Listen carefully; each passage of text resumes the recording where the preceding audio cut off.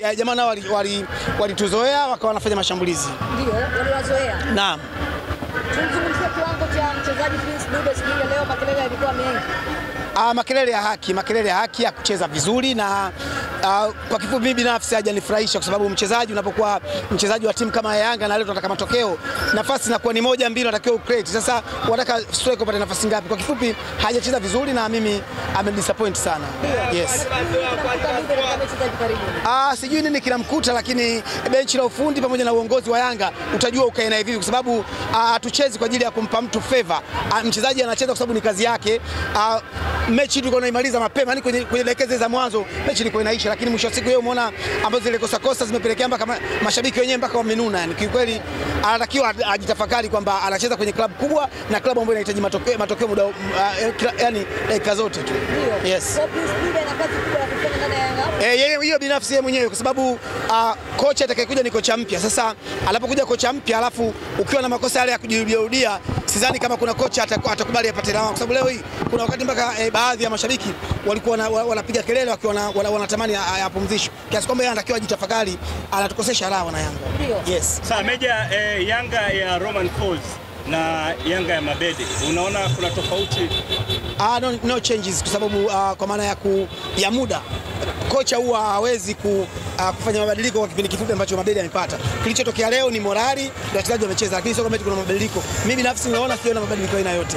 Kwa namna Yanga ilivyocheza leo, umezungumza hapa kwamba binafsi kama shabiki hujatosheka, hujaridhika, na baadhi ya mashabiki pia walikuwa wanaonyesha kukasirishwa na kile ambacho kinaendelea. Unahisi nini kinawasibu wananchi Young Africans?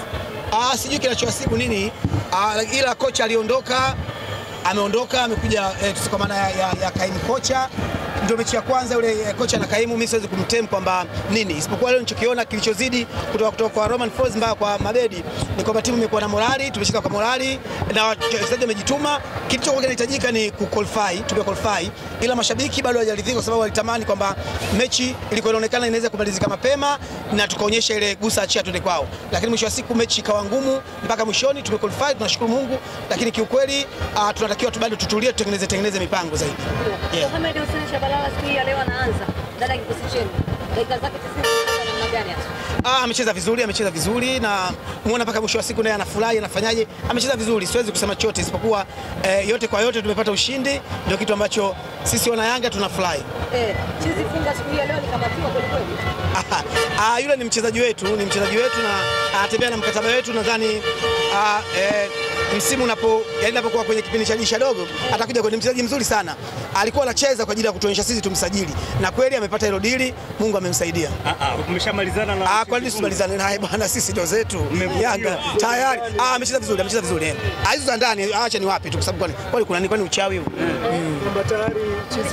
Yani hata mechi ya kule alikuwa amecheza kwenye kiwango cha juu kwa ajili ya kutuonyesha sisi Yanga tumsajili. Amepata dili hilo. Leo umemwona alivyokuwa anacheza, maka alikuwa anatembea na mkataba. Unataka achezeje sasa? Kwa jinsi ambavyo umemwona Mabedi anatosha kwa kocha mkuu kama atapewa majukumu unaona hapo? Siwezi kusema hivyo, nitakuwa shabiki wa hovyo sana. Kocha amepewa mechi moja na hajapata muda mrefu ukasema anafaa au hafai. Siwezi kuwa, yani no comments. Wewe unaonaje mimi? Siwezi kuona kitu. Mpira sio kama unaweka chumvi kwenye chakula. Wewe labda unaonaje? Wewe watu wamekuwa na mashaka naye. Unanioji mimi, sio watu. Una wasiwasi naye? Sina, nakwambia mimi nazungumza, au nataka nizungumze kishabiki au nataka nizungumze professional. Mimi kama mimi ninachojua mpira wa miguu, huwa kocha hawezi kupewa muda mchache wa wiki moja wiki mbili akabadilisha mpira. Ninachojua mimi kocha anatakiwa apewe season, wakati mwingine hata season 2 au 3 ili aweze kubadilisha. Lakini kama nyinyi mmemwona nafaa sawa, kama mmemwona nafai sawa, lakini yeye tulipotambulishwa sisi na uongozi wa Yanga kwamba ni caretaker. Kwa hiyo naamini Yanga wanamleta kocha mwingine na watamtambulisha hivi karibuni. Ndio ninachokijua mimi. Sasa kusema anafaa au hafai, maana sasa wewe unampigia chapuo huyu awe kocha mkuu, alafu kocha mkuu anaikuja, si unataka umpe kazi gani? Sasa Pacome Peodo Zouzoua ameonekana akiwa kwenye performance ya hali ya juu. Unaizungumziaje hilo Nabii Meja? Pacome sio leo tu. Yaani kiukweli hawa Silver Striker leo walikuwa wamekuja kumshangaa mchezaji ambaye kwenye World Cup, yani kwa maana ya anaenda peke yake. Kwa walikuwa wanashangaa Bleach, wanashangaa namna anavyocheza. Na ukimwangalia hapa kama anavyocheza unaweza kusema mpira ni kazi rahisi, hata unaweza kucheza. Ni mchezaji ambaye ana relax sana kisa mpira. Ni kweli yani sijui kwa nini anachezea Yanga, mimi nashindwa hata kuelewa. Kiwango cha Maxim pia Nzingeri, watu wengi wakati kipindi cha kwanza kinaanza walikuwa wananyosha sana mikono, kila akigusa mpira wanasema anachelewesha mipira. Unazungumziaje hilo na Bime?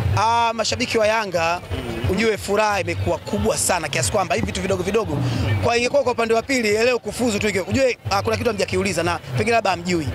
Ndio timu ya kwanza kufuzu kwenye michuano ya hii ya klabu bingwa, kufuzu hatua